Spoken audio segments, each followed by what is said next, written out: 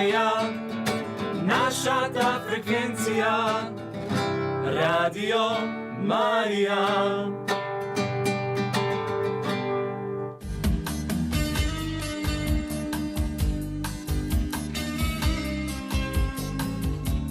Otkrivajte zajedno. Stani. Ne možemo sami. Morate s nama. Otkrivajte zajedno s nama. Čarobne svjetove kršćanstva u hrvatskoj književnosti.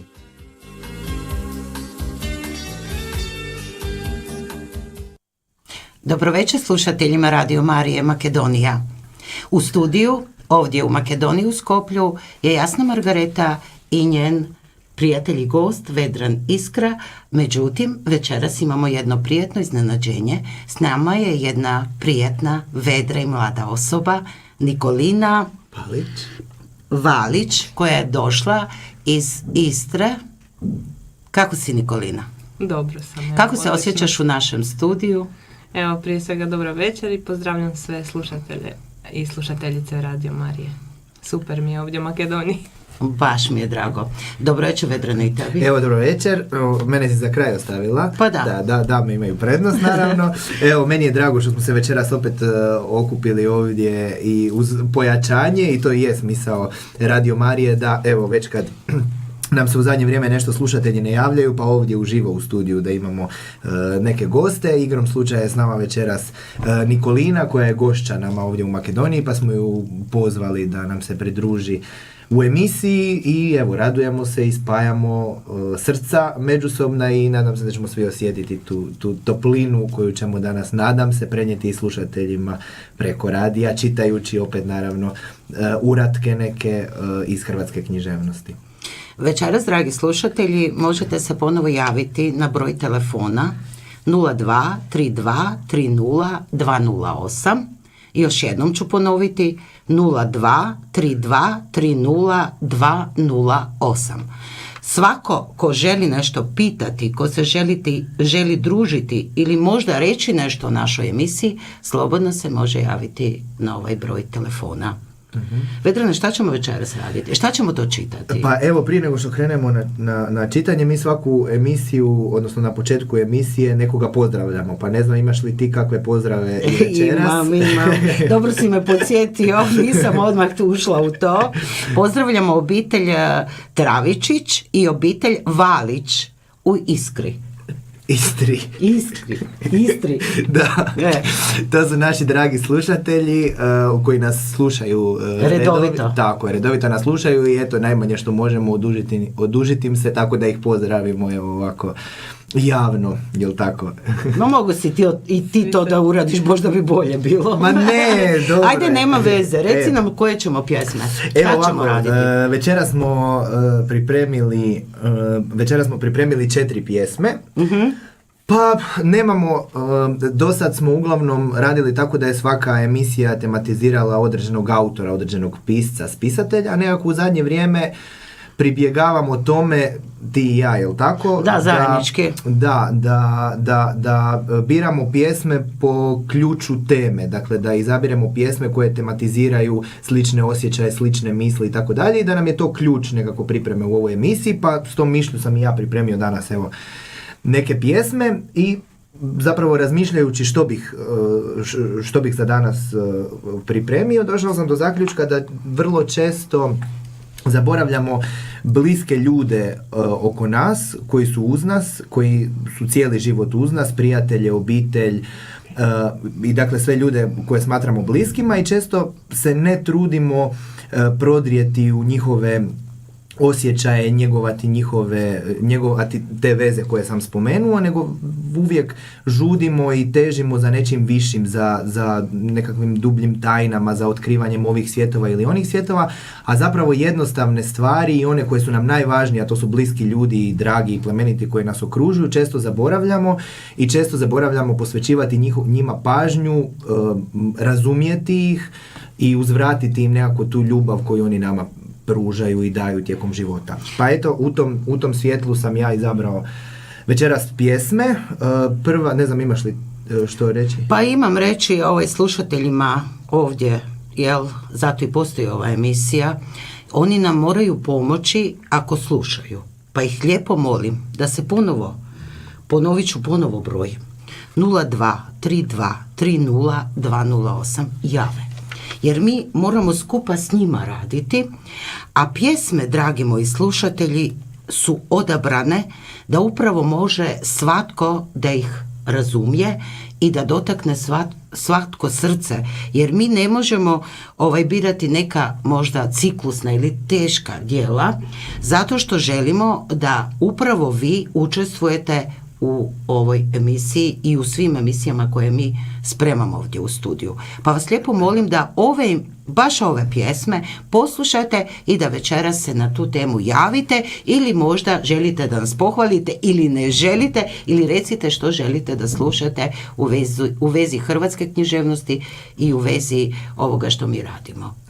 Ajde sada. Lijepo si to rekla, evo počeo bih s prvom pjesmom u večerašnjem ciklusu. Pjesma se zove Samo srca. Samo srca. Život nam se odvija kao vrpca sa zagonetnim slovima. Što se dalje odvija, to više zaboravljamo što je pisalo prije. A jednoga dana, kad se najmanje nadamo, vrpci je kraj. Bože, daj nam snage da ispunimo svoje vrijeme.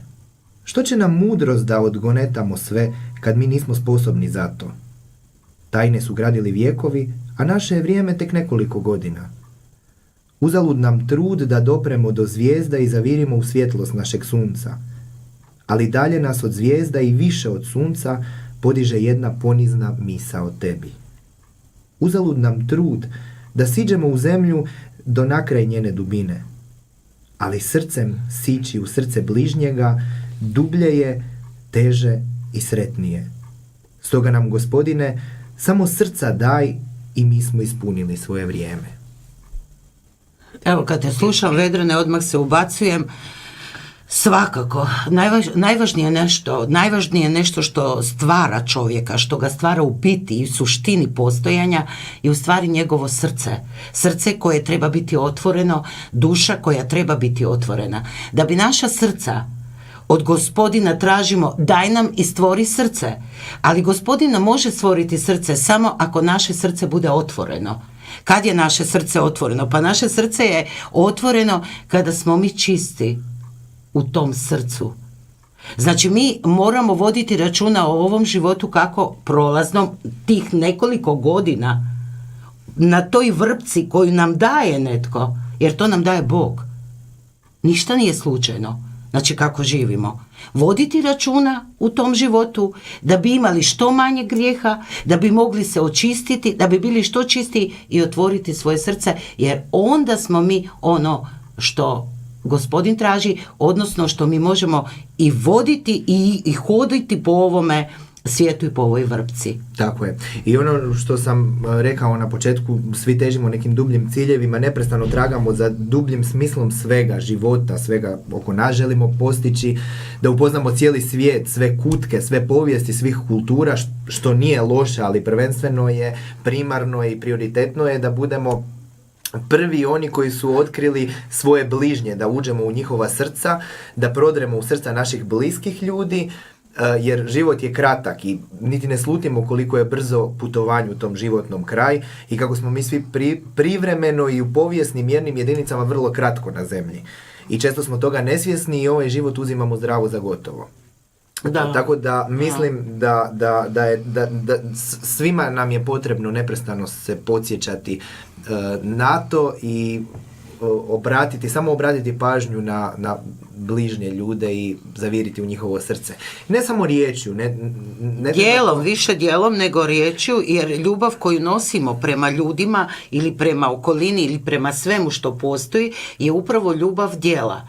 Jer ljubav je prazna ako ne postoji djelo. Nadam se da se slažeš i mislim da prema bližnjemu svakako djelom i svakako prema okolini i taj odnos u stvari pokazuje našu ljubav prema svijetu i svemu onome što nas okružuje. Da, i lijepa mi je, evo, predivna mi je ta zadnja rečenica ovog teksta koji sam pročitao, u koju uključuje Boga i zapravo toliko jednostavna rečenica, a istovremeno toliko složena i toliko implicira u sebi plemenitih osjećaja, plemenitih misli i nakana. A rečenica je: stoga nam, Gospodine, samo srca daj i mi smo ispunili svoje vrijeme. A to naše vrijeme uključuje naše bliske, sada se ne ponavljam ovo što smo rekli nakon čitanja pjesme. Da.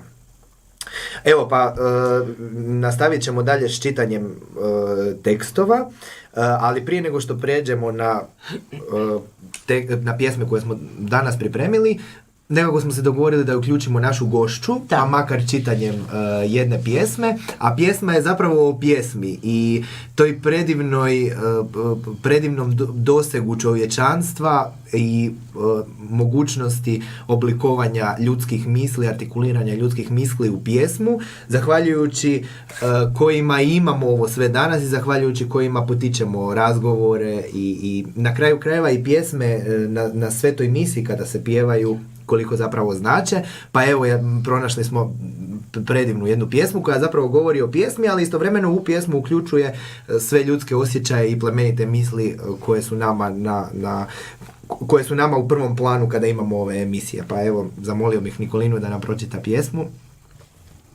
Pjesma je zora. Pjesma je zora. U duši spokojnoj, ona je nebo grimizno i zlatno. Pjesma je vojnik u opremi bojnoj i teški drum i polje sivo blatno. Pjesma je ptica, česma, hladovina, djetinje grlo, gutljaj čista mlijeka. Obala zvučna, čarobna dolina i cijelov šume uzvraćena jeka.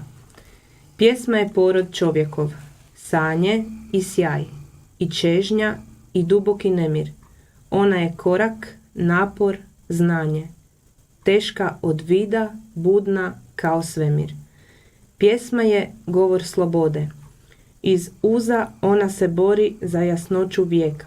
Mutna od krvi, ranjena od suza, povijest pjesme, povijest je čovjeka. Bravo, odlično Nikolina, baš divno. Svaka riječ koju sam pratila, jer dok je Nikolina čitala, u meni je raslo nešto. Pjesma me je jako podsjetila na novi dan koji se budi. Zora. Dan kada svaki čovjek se probudi i krene nekud. Za mene je novi dan i od Boga dat. Znači stvoren novi dan. U toj zori to purpurno, čarobno nebo koje se čita ovdje. Znači kad ja izađem i ako doživim to nebo, znači da je u meni mir, da je u meni sve ono što Bog želi toga dana. Isto tako ima tu rečenica, ne znam, tamo u 2. stihu mislim da je, kaže: obući ću vojno odelo. Znači Gospodin mi daje dovoljno duha, daje mi purpurno nebo, daje mi sve najljepše i u tu zoru kao jedan vojnik pun duha idem kroz blatnjav put i cestu boriti se u ovom životu. Znači svakako uz Gospodina i uz taj sveti duh, jel? Ja to tako razumem. Onda dalje u toj pjesmi ja vidim da ima zdenac. Mm-hmm. Znači živa voda je zdenac za mene kao simbol žive vode. Znači ako u tom svijetu, blatnjavom putu padne moj duh, ja se mogu napiti žive vode, jer Gospodin je pri ruci dao meni zdenac, dao je meni vodu. Onda popijem živu vodu i dalje idem, dignem se. Ako sam pala u duhu, u tom životu ja se dignem. I čitajući kroz tu pjesmu, znači kako ide tekst, ja vidim da u stvari svaka riječ u ovoj pjesmi, ove pjesnikinje nam daje da u stvari ono što smo mi ljudi u ovome svijetu zajedno sa Bogom svakako, jer bez njega ne bi mogli postojati. Tako je. Ja bih se samo nadovezao i rekao, ti si evo predivno interpretirala ovu pjesmu i svoje osjećaje nekako artikulirala. Ja bih samo dodao da inače pjesmu je napisala Vesna Parun. Ne znam da jesmo li to rekli, poznata hrvatska pjesnikinja i vrlo uspješna i vrlo talentirana. Dakle, pjesma je sve oko nas, sve što vidimo opisujemo i od najdubljih osjećaja do svakodnevnih stvari koje nas okružuju, a istovremeno artikuliranjem misli i usmjeravanjem energije i pažnje u pisanje pjesama ili čitanje pjesama lišavamo se negativnih emocija, udaljeni smo od zala koje nas okružuju, izvora negativne energije, i zapravo to je višestruka korist je i za čovjekovu blagodat je višestruka korist pjesama, pa eto i da se vratim na početak kako je najavljena ova pjesma i danas smo zapravo